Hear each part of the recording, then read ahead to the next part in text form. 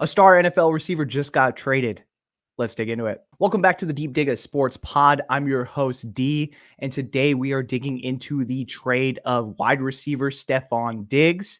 But before we dig into anything, be sure to hit that like button, be sure to subscribe, and make sure to drop some comments below. Let me know your thoughts on this blockbuster trade. All right, so the Buffalo Bills have traded Stefon Diggs to the Houston Texans. This comes as, I think, a shock to most people, but also not surprised to a good portion of the NFL population. I think we'd seen this coming a while ago. There's been,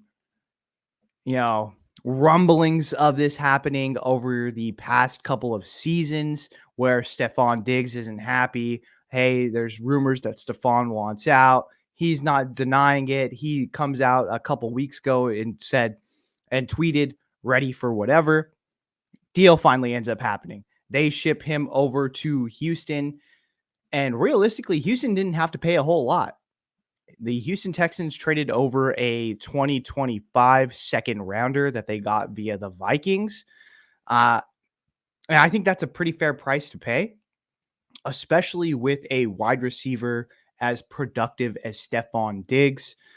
So taking this trade from the Houston angle, Houston had one hell of an offseason. I mean, they ended up getting Joe Mixon at their running back to add to their stable. They add Stefon Diggs. They're going to get back Tank Dell. They already have Nico Collins. They've loaded up on the defensive side with Azeez Al-Shaair, Daniil Hunter, Danico Autry. This team is really adding to what was already a surprising team last year with the new head coach in DeMeco Ryans, with a rookie quarterback in CJ Stroud.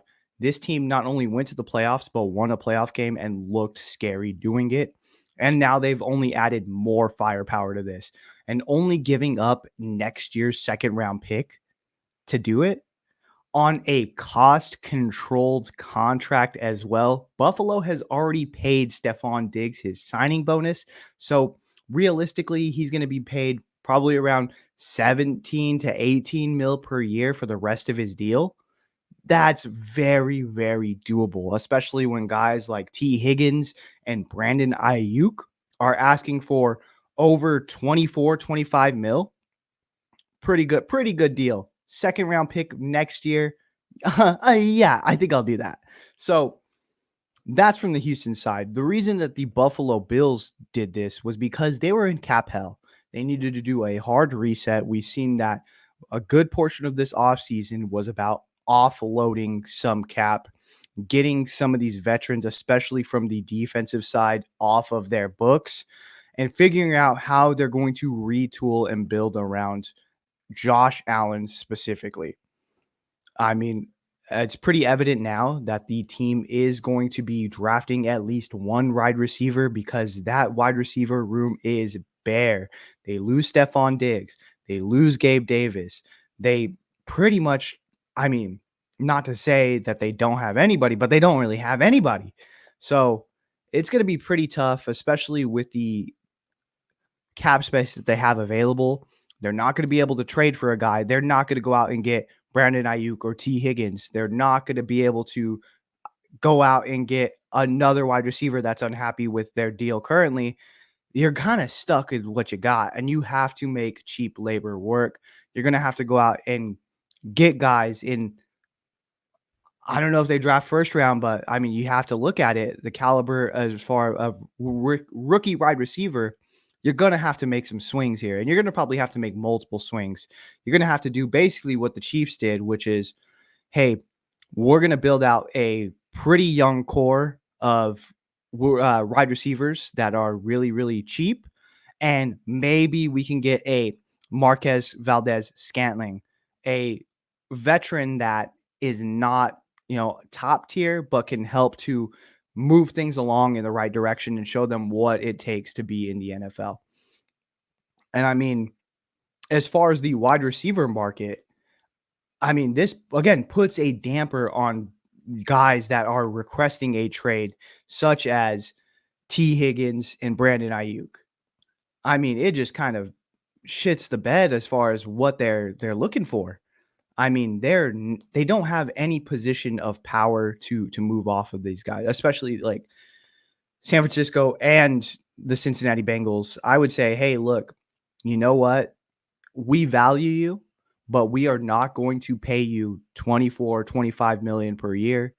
We're at more of the 19 to 20 range, if that.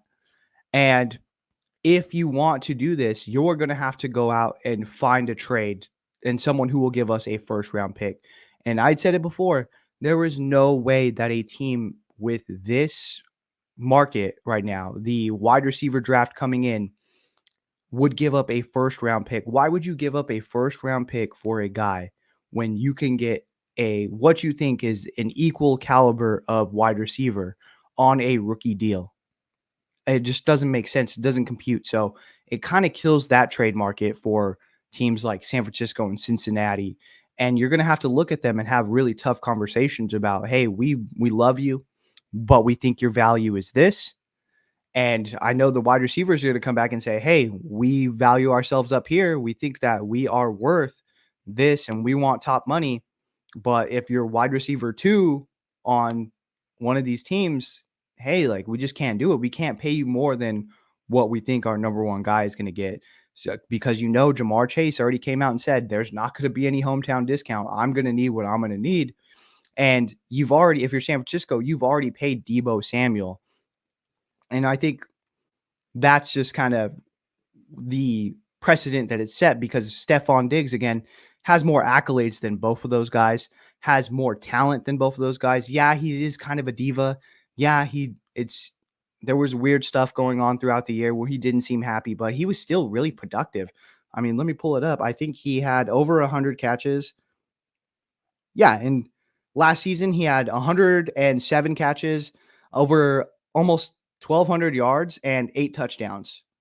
He made another Pro Bowl, which, I mean, again, the Pro Bowl is what it is, but I mean, that's accolades. That's more accolades than what they have under their belt, and he's still very productive. And I think too, like Houston doesn't surprise me as a destination for Stefon Diggs. One thing that really kind of stuck out to me was after the Cowboys got their asses kicked by the Green Bay Packers, online Stefon and Trayvon Diggs' mother was actually saying like, "Oh, I can't wait for them to get him out of Dallas. He needs to be in Houston. We want him in Houston." And so for it to a couple months later to be Stefon is traded to Houston, I think he's pretty happy, and I think we're going to see a resurgence of him being like, "Hey, you know what? I'm actually a number one. I'm going to show it. Let's go ahead and get after it." And you have a talented quarterback in CJ Stroud. And that's one thing about when you get the right guy, people will flock to it. Just like people wanted to go to Cincinnati, people are going to want to go to Houston just because of CJ Stroud. Feels tough for the Carolina Panthers who just whiffed on their pick. But hey, if you're the Houston, I mean, you made the right pick with your quarterback. You made the right hire in as far as D'Amico as your head coach, and it looks like you're wheeling and dealing in the front office and just building this team the right way. What is the ceiling on this Houston Texans team? Does this make them top 5 in the AFC, top 3? I'm I'm gonna have to dig into it and really see, but I mean, man, they are looking scary. But be sure to hit the like button. Be sure to subscribe. Drop some comments below. Let me know your thoughts on this trade.